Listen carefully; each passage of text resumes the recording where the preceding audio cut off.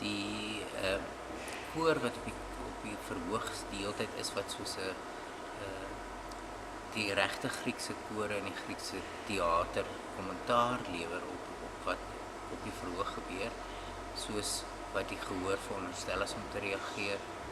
Die vertellers wat gewone mense is hierdie jaar, die politikus wat die hele tyd daar uit is om homself te verryk en homself aansien te gee, wat dan op die einde van die dag heeltemal aan ommekeer beleef.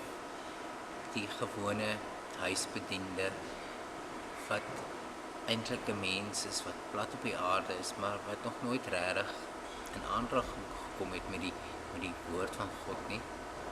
Die cowgirl wat altyd die glamour wil hê, en dan natuurlik die een wat met die Bybel onder die arm loop, wat dit verkondig, maar wat nie nooit regtig besef het waaroor dit gaan nie.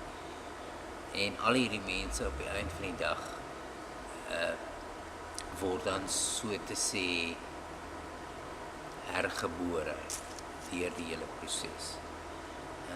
Hatting baie goeie Jesus wat kan toneel speel, hy kan sing en hy kan dans,